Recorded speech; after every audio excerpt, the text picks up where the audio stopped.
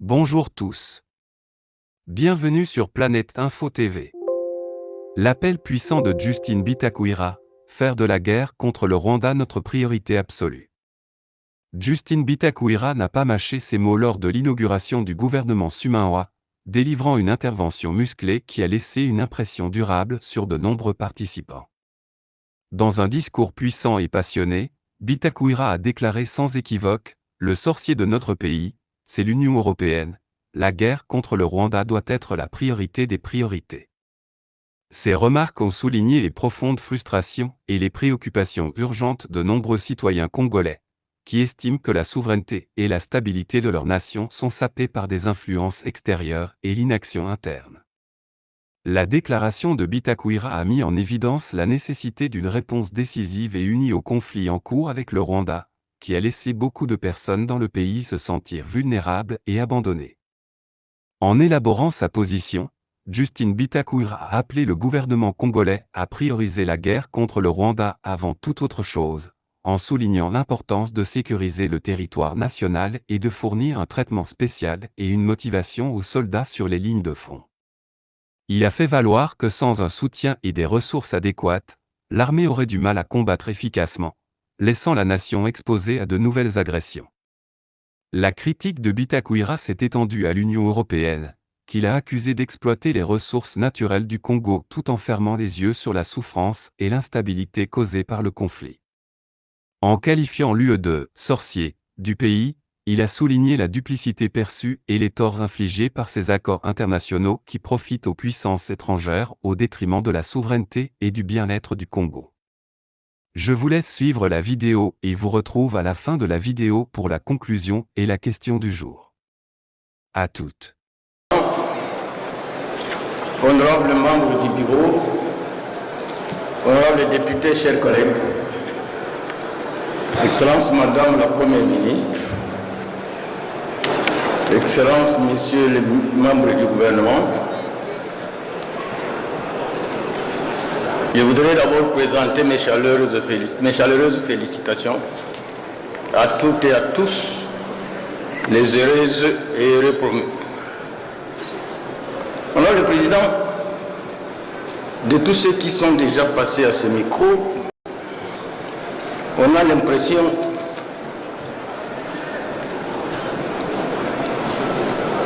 qu'il n'y a pas eu de frustration lors de la sortie du gouvernement. Et c'est comme ça que j'ai prévenu à Madame la Première ministre, à qui je promets mon soutien aussi. J'ai beaucoup d'amis dans le gouvernement, mais qu'on va d'abord se laver avant qu'on se parfume.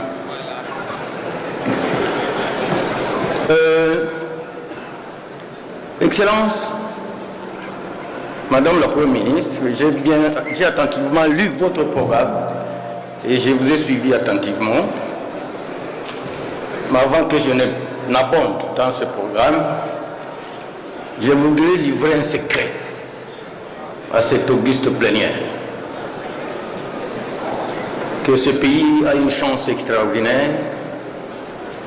Il a 4 couches sociales linguistiques et toutes ces couches sociales linguistiques ont déjà toutes, chacun eu un président de la République. Kassavou pour le Bakongo, Mobutu pour le Bangala, Mouzé et Kabila Joseph pour les Baswahili, et aujourd'hui Félix Antoine Tshisekedi. Ça signifie que en 2028, on va renouveler le cycle.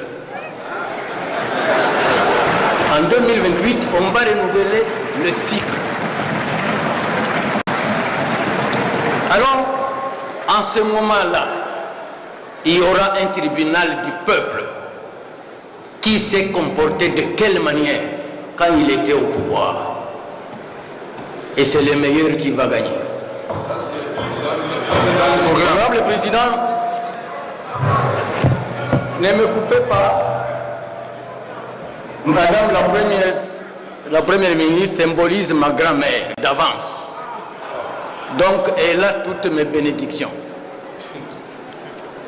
Mais, voilà le Président, on est ici aussi pour éduquer notre peuple. Les frustrations ont déchiré beaucoup de pays. Beaucoup. Le cas du Mali, avec les Touaregs au nord, ils ont créé l'Azawad. Aujourd'hui, ici au Cameroun, les anglophones, ils ont créé l'Amazonie. Alors j'ai fait une petite recherche. J'ai identifié toutes les grandes tribus du Grand Nord, les Mongo, les Mbouza, les Ngwaka, les Bangala. Je retrouve que tous sont représentés dans ce gouvernement. Tous. Ils sont là. Mais quand je descends chez moi, je ne vois aucun Mourega, aucun Moufoulirou, aucun Moubembe. Je me pose la question, qu'est-ce que nous faisons encore partie de ce pays? Je crois que mon message est passé. Mais il y a quelqu'un dans la salle qui m'a apaisé. C'est pourquoi j'ai mis un peu d'eau. Sinon, j'allais exploser. Alors, je voudrais parler du programme du gouvernement. Madame, ceux qui sont à Rutshuru, à Massissi, à Minembwe et ailleurs, qui vous ont suivi, ils n'ont pas cru que ce pays est en guerre. Parce que si on ne parle pas du Rwanda ici, on ne parle pas de Kagame ici, c'est que nous avons un seul œil. Mais si on en a deux, c'est la première solution à résoudre. Mettre fin à la guerre, la gagner et au besoin fermer les frontières avec ce pays. On ne fera jamais rien tant que nous sommes occupés, tant qu'on nous tue par milliers et Kinshasa ne bouge pas le doigt. Dieu merci, j'ai vu mon ami Kabongo, Moulianvita qui est devenu VPM à la défense, c'est un grand ami à moi, on va vous accompagner. On va vous accompagner. Donc, nous voulons que la guerre soit considérée par notre gouvernement comme la priorité des priorités. La sécurisation du territoire national. Nous voulons que les militaires au front aient un traitement spécial. Sans motivation, ils ne feront pas de guerre. Où est l'argent du cobalt? With Coinbase, you can earn cryptocurrency just by learning in 6 simple steps. Create and verify your coin. Honorable Président, quand on connaît déjà les sorciers, il devient vulnérable. Alors les gens ne savent pas quel est le sorcier de notre pays. C'est l'Union européenne. C'est l'Union européenne.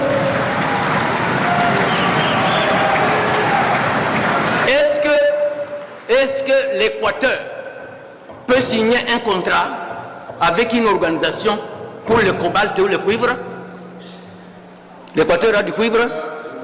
C'est dans le programme. Je vais y aller, Président. Je dis qu'un peu, c'est ça mon rôle aussi. Donc l'Équateur ne peut pas signer un contrat du cuivre ou du cobalt. Le Kivu ne peut pas signer un contrat pour le caoutchouc. Comment l'Union européenne signe avec le Rwanda, qui ne produit que le café et le thé pour l'exploitation des minéraux? Et nous nous taisons, comme si c'était un fait banal, anodin.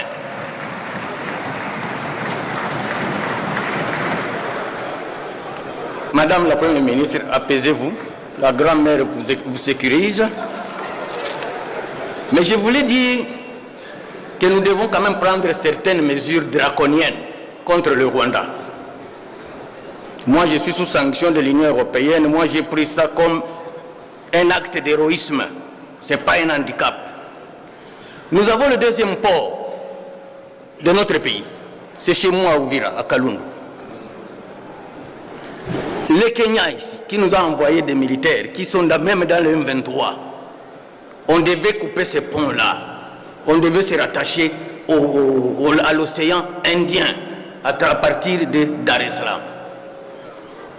Et je voudrais, quand vous allez nous répondre, pourquoi nous faisons les beaux yeux au Rwanda et à l'Union européenne? Ce n'est pas en flattant l'ennemi que vous allez dormir. Il faut le frapper fort aussi. Il faut le frapper fort. Et je voudrais ici aujourd'hui que vous veniez me dire pourquoi nous n'avons jamais fermé nos frontières avec le Rwanda, pourquoi nous n'avons jamais rompu les relations diplomatiques avec le Rwanda. Qu'est-ce qui se passe? Quelle est la complicité? J'ai reçu 2 recommandations de 2 de mes collègues qui n'ont pas eu l'occasion de prendre la parole ici, sont de l'Équateur. Une collègue me demande qu'à la page 56, sur le 6e pilier, quelques actions identifiées, et elle voulait qu'on ajoute un 3e point, mettre en œuvre la législation nationale en matière des droits des communautés dans les aires protégées. Un 2e m'a remis une recommandation, honnêteté intellectuelle oblige, que au 3e pilier, à son point 3, je crois, sur la connectivité sur les zones, sur l'axe Zongo-Libengue et la route nationale numéro 6, sur l'axe Boyabou, Gemena, Akula, Lissala, Bomba, Bonduki, c'est l'axe de la province de la Mongala. Ces routes n'ont jamais été réhabilitées. Je vous remercie, Madame la Première ministre, et je souhaite excellente investiture à votre gouvernement. Merci. Merci, exceptionnellement bref aujourd'hui. Merci, honorable Bitakwira. J'ai parlé, il parlera après vous. Merci, honorable président. Honorable président, honorable membre du bureau, honorable député, chers collègues, il est important de reconnaître les efforts de notre gouvernement dans l'élaboration de ce programme ambitieux. Et si donc, laissez-moi vous présenter les remerciements mérités pour votre engagement au développement économique et social de notre pays. Cependant, il est important de souligner certains points qui nécessitent de bénéficier d'une attention particulière de la part du gouvernement dans ces programmes. Il s'agit notamment de la prise en charge de nos compatriotes, les Wazalendo, qui combattent vaillamment aux côtés des FARDC dans le but de bouter hors du territoire national les terroristes du M23 et leurs alliés rwandais et ougandais. Ceci devrait ressortir clairement dans le pilier 2, intitulé « Protection du territoire national et sécurité des personnes et leurs biens ». S'agissant de la prise en charge des personnes déplacées par la guerre, en particulier des victimes des massacres à Beni et des autres dans des zones à conflit, il est crucial d'accorder une attention spéciale à la protection et au soutien de ces populations vulnérables pour assurer leur sécurité et leur bien-être. Vous vous souviendrez que les massacres dans le territoire de Beni se perpétuent calmement depuis 2014. À cette occasion, honorable président, je fais savoir, et c'est avec un cœur lourd que je le dis ici, le vendredi de la semaine passée, 120 Congolais, enfants, femmes et hommes ont été massacrés à Massala, Massaou et Kabweke, dans le Madiwe, comme des bêtes sauvages. Des cadavres ligotés ont été incendiés. Excellence, Madame le Premier ministre, ce phénomène est devenu presque permanent. Je suggère qu'en attendant que le territoire national soit entièrement pacifié et que les populations rentrent dans leur milieu, que votre programme prenne en compte ces questions. Et pour chuter, honorable président, il sied de comprendre que Madame la Première ministre a chiffré son programme à 92,2 milliards. de dollars pour une période de 5 ans, soit 18,47 milliards de dollars pour chaque année. Comment comptez-vous mobiliser ces montants, ces recettes, si le Nord Kivu et l'Ituri sont déjà déstabilisés par les terroristes? Je vous encourage donc d'investir d'abord dans la paix et la sécurité. Honorables députés et chers collègues, je vous invite ainsi à recevoir et à investir ce gouvernement afin de lui permettre de se mettre rapidement au travail pour le bien-être de notre population. J'ai dit. Merci madame pour votre méchac de AACPG.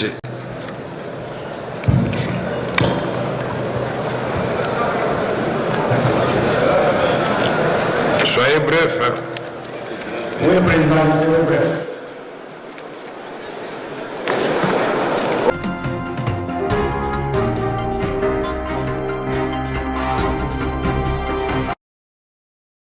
L'appel à l'action de Justin Bitakuira n'était pas seulement rhétorique. Il a exigé des mesures concrètes telles que la fermeture des frontières avec le Rwanda et la rupture des relations diplomatiques si nécessaire. Il a exhorté le gouvernement congolais à adopter une posture plus assertive et protectrice, en arguant que ce n'est qu'à travers des actions fortes et décisives que le pays pourrait espérer reprendre le contrôle de son destin et assurer un avenir paisible. Son discours a résonné profondément avec ceux qui estiment que le gouvernement actuel a été trop passif face aux menaces posées par le Rwanda et d'autres acteurs externes.